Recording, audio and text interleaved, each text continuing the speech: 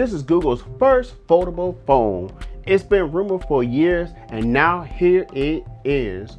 We're going to take a deep dive into Google's idea of a pure stock Android foldable experience.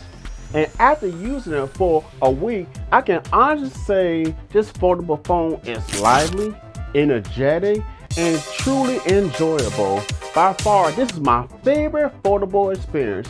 It's a lot of things I genuinely really like about this phone, which is the reason why I would consider making a foldable phone.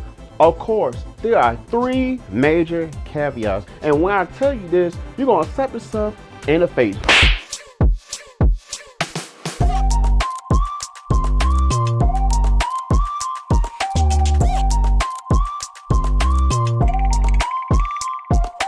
We're gonna focus on 4 different categories today: design, hardware, cameras, software, and my personal experience.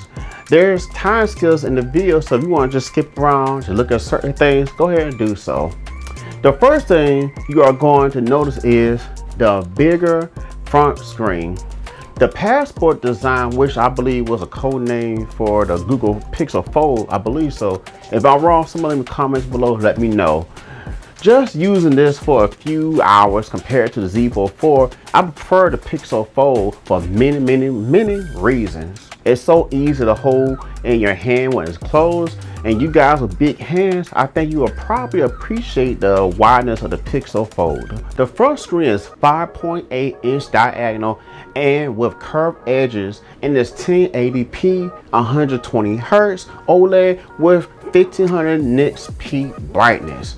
The bezels are pretty thin all around, and the hinge is stainless steel. The phone itself is pretty thin while open, but when closed, it's a little thicker than your standard phone, like if you compare it to the S23 Ultra. And if you look really close, you'll notice there's no air gap in the middle if you compare it to the Z Fold 4. To me, this phone is way more economical to use on a daily basis.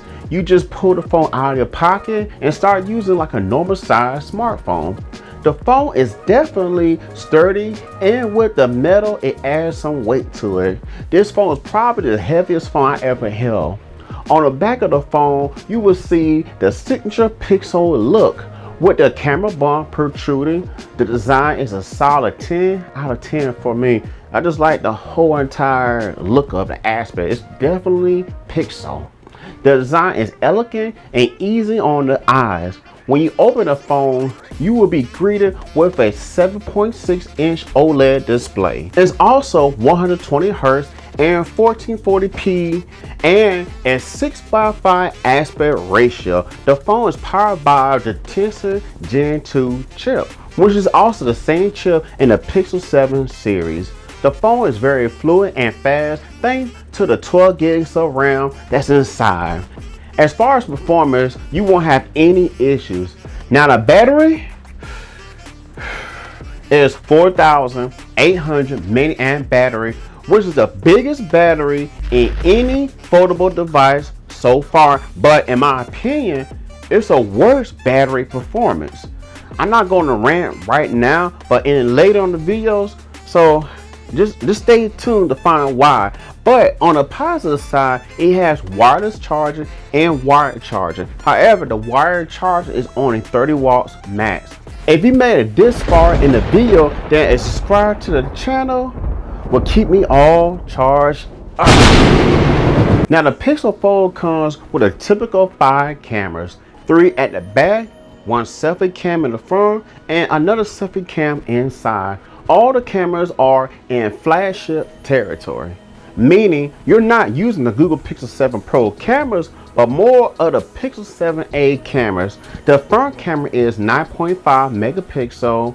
The quality is well, and it captures the skin tones accurately, and the lighting effects looks great. The 3 back cameras are 48 megapixel main, 10.8 megapixel ultra wide, and 10.8 megapixel telephoto. You can also use those same cameras as your selfie cam as well.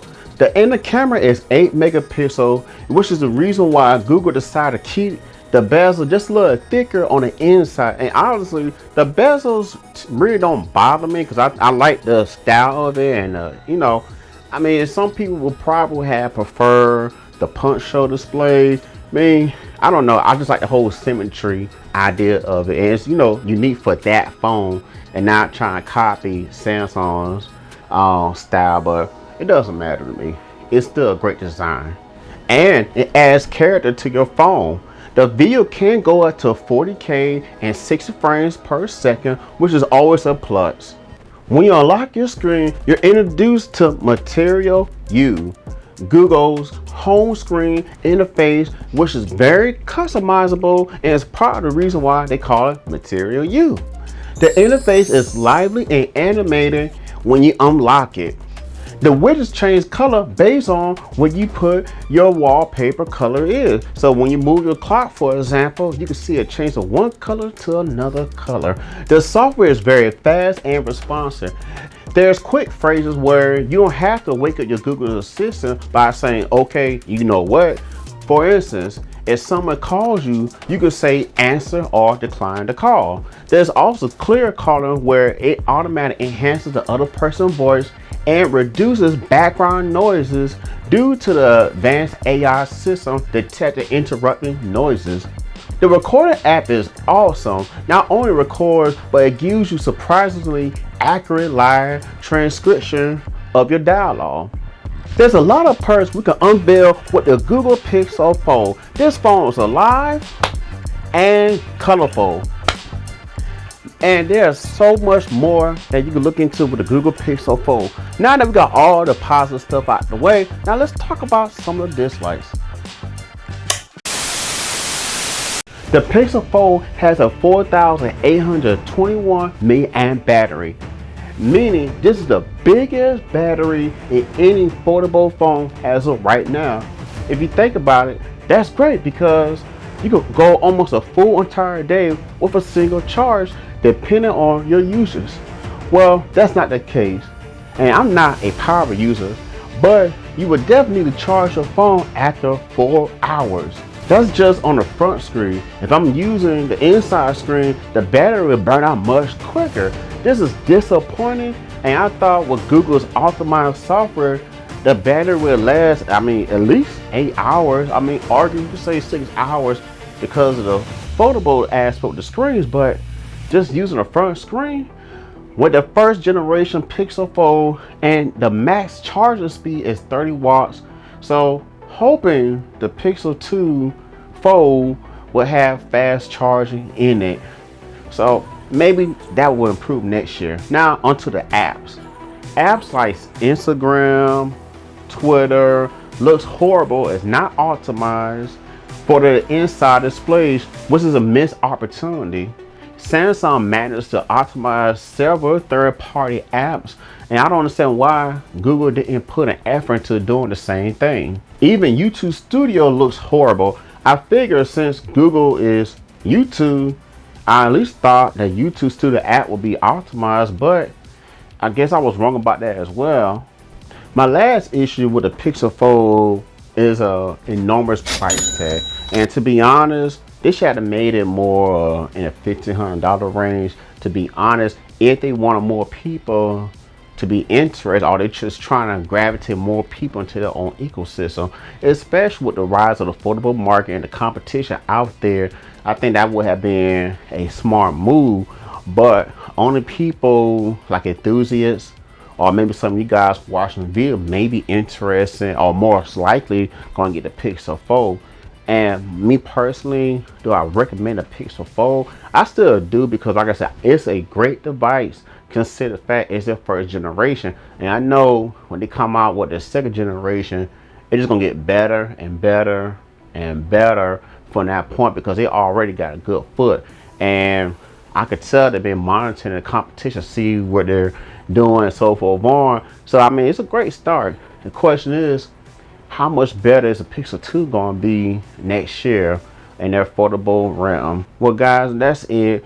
And if you're interested into this review or anything, or want to leave any type of feedback, please go ahead, leave some type of comment in the comment section below. Also, if you're new to the channel, go ahead and subscribe to the channel, and most importantly, please hit the like button. It'll help to get the video out for more people to see it. And if you're interested in more of the top 10 tech series, or smartphone reviews, or picture comparisons, or futuristic tech, this is the right channel for you. Just make sure you hit that subscribe button. Just check the page out. Well, it was good talking with you guys. Until next time, guys, I'll see you guys later.